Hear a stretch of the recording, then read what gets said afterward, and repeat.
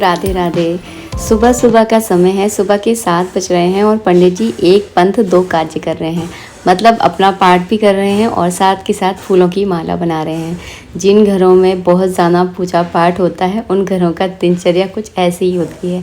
मैंने फटाफट जल्दी जल्दी अपना योगा वगैरह निपटाया है, क्योंकि शरीर को स्वस्थ रखना भी तो ज़रूरी है। जब शरीर सही रहेगा जभी तो हम पूजा पाठ अच्छे से भक्ति भाव जो है ना कर पाएंगे।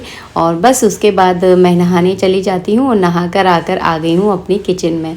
तो बस किचन का खाने पीने की तैयारी करूँगी और आज मैं बहुत कुछ बनाने वाली हूँ। और आज हमारे यहाँ मृत्युंजय का जप होने वाला है, तो उसके साथ साथ जो है ना शिव अभिषेक भी होगा। और यहाँ पर पंडित जी कर रहे हैं घी के दीपक को तैयार, क्योंकि जब तक पूजा पाठ चलता है, जब चलता है भगवान शिव का अभिषेक तक चलता है ना, जब तक जो है ना दीपक जो है ना जलते रहना चाहिए। तो यहाँ पर घी तैयार कर लिया है, इस तरह की बाती बना ली है और ये दीपक जो है ना 12 घंटे आराम से चलेगा। पंडित जी को इस चीज़ का तो एक्सपीरियंस बहुत अच्छे से है। मतलब वो इस तरह से बाती को तैयार करते हैं ना कि बाती बीच में ना तो बुझेगी और ना बहुत ज़्यादा तेज़ होगी और ना बहुत ज़्यादा कम होगी।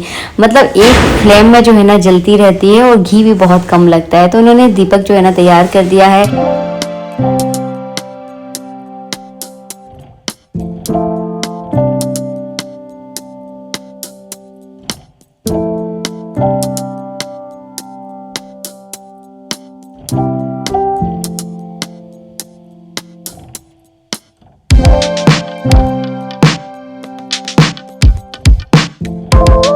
सारे काम ज़्यादातर मैं सुबह ही निपटा लेती हूँ। इसके बाद जो है ना हमारे घर में अधिकांशतः जो है ना पूजा पाठ होती है।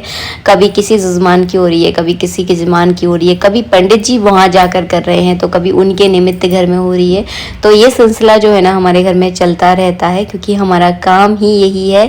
तो अगर आप किसी परेशानी से ग्रस्त हैं, अगर कोई सलाह लेना चाहते हैं तो आप जो है ना पंडित जी से संपर्क कर सकते हैं।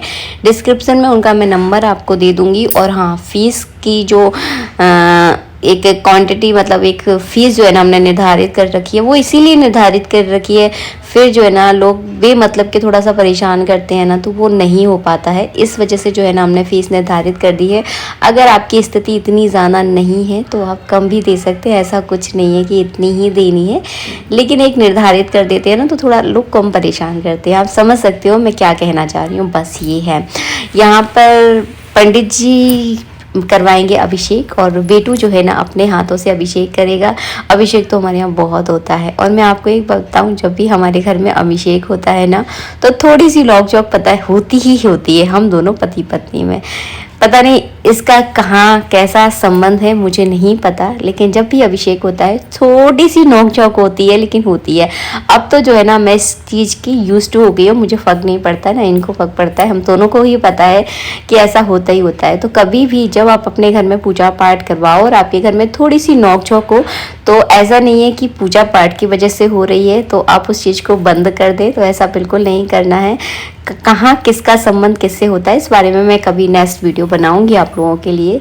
तो बस ये रही मैं आप लोगों के लिए वीडियो बना रही थी और थोड़ा सा इन लोगों की मदद भी कर रही थी बीच बीच में। कई बार होता है ना कि हम थाली में कुछ रखना भूल जाते हैं, कभी कुछ देना भूल जाते हैं, तो बार बार जो है ना एक जगह से दूसरी जगह नहीं उठा जाता। जो लोग पूजा करते हैं तो उनको सारा सामान ला कर दे रही थी।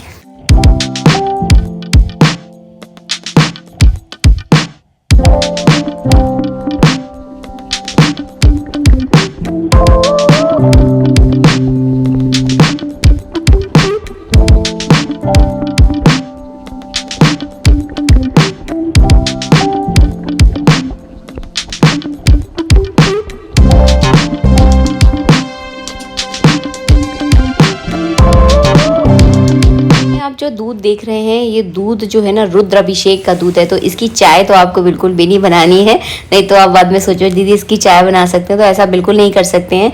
इसको जो है ना पीपल के वृक्ष के नीचे ही डाला जाता है। इससे कहते हैं कि पितृदोष शांति हो जाती है।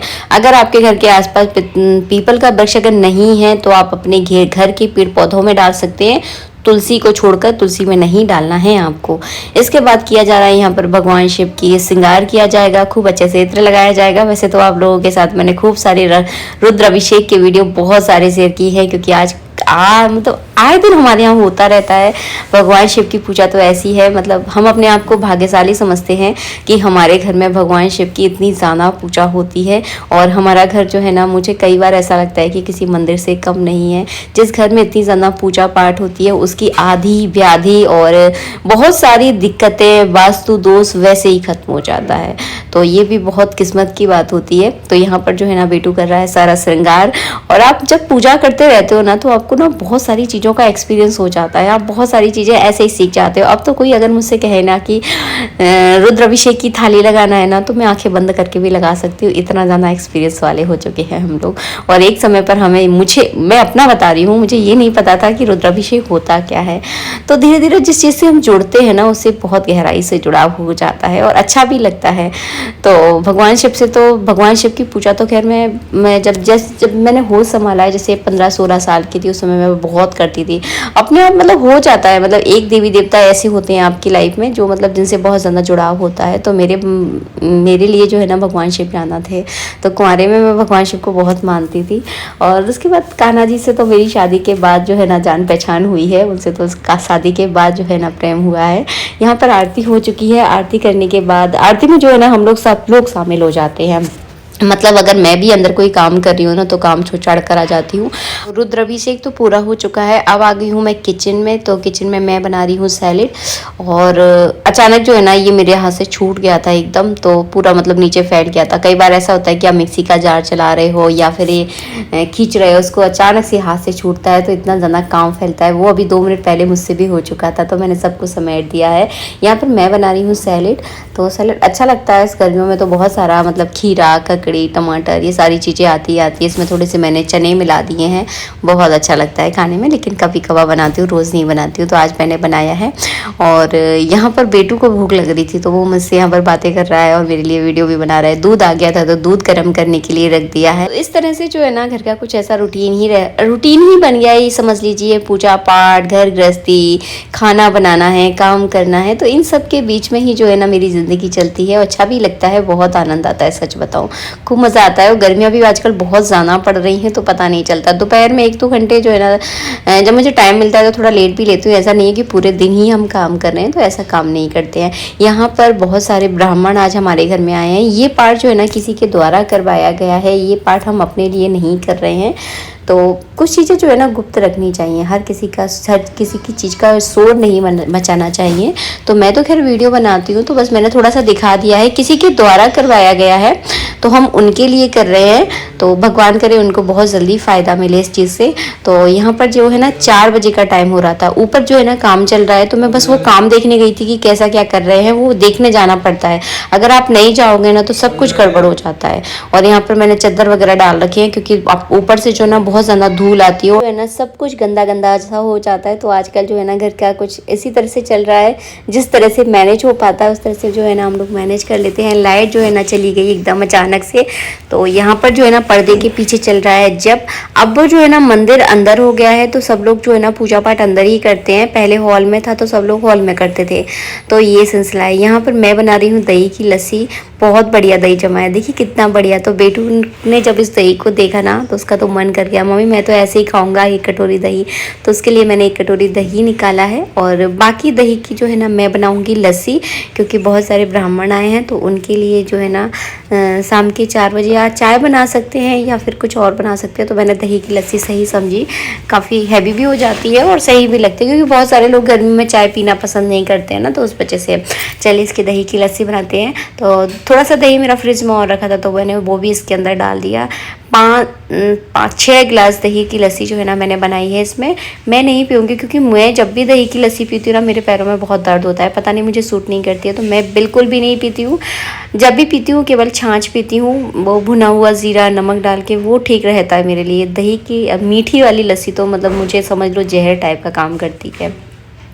बस शक्कर डाल दी है, हाथ से इसको बिलो दिया है और देखिए कितनी बढ़िया क्रीमी सी दही की लस्सी बनी है। मन तो कर रहा था पी लूँ, लेकिन नहीं, नुकसान कर जाएगी, तो मैंने इसको फटाफट बनाया। सब कर गोपाल जी का इसका भोग लगाऊंगी, फिर सभी ब्राह्मणों को उसको दे दूंगी। और हाँ, आपको एक बार ब्राह्मणों के दर्शन करा दूँ। देखिए ये सभी लोग हमारे घर पर आए थे। मैंने बहुत ज़्यादा वीडियो नहीं बनाया है क्योंकि फिर डिस्टर्बेंस होता है और थोड़ा अच्छा भी नहीं लगता है। तो यहाँ पर इस तरह से हमारे घर में पूजा पाठ चल रही थी। ये है पूजा वाला कमरा हो चुका है, तो इसमें ही जो है ना ज़्यादातर पूजा पाठ जब वगैरह होते हैं। और जिस कमरे में पूजा पाठ होता है ना, उस कमरे की रौनक जो है ना कुछ अलग ही होती है। बहुत अलग एक्सपीरियंस होता है। जो लोग करते होंगे ना उनको पता होगा। शाम के बज रहे हैं 6। देखिए मैं आपको घड़ी दिखाऊं, जिनके निमित्त हमने पूजा पाठ की थी वो हो चुकी है। उनका 5 साढ़े 5 बजे तक सब कुछ हो चुका था। सारे ब्राह्मण जो है ना जा चुके हैं। आसन वगैरह सब कुछ मैंने उठा कर रखे हैं। पंडित जी कर रहे हैं सप्तशती का पाठ, क्योंकि ये उनका नित्य पाठ है, इसे वो नहीं छोड़ते हैं। तो इस तरह का मतलब हमारा रूटीन रहता है। जिन घरों में पूजा पाठ होती है ना, तो उन घरों का रूटीन इस तरह से रहता है। और दीपक आप लोग देख सकते हो वीडियो में, अभी भी जो है ना ये दीपक जल रहा है। आशा करती हूँ वीडियो अच्छा लगा होगा। छोटा सा दिनचर्या हम लोगों ने आप लोगों के साथ शेयर की थी। राधे राधे।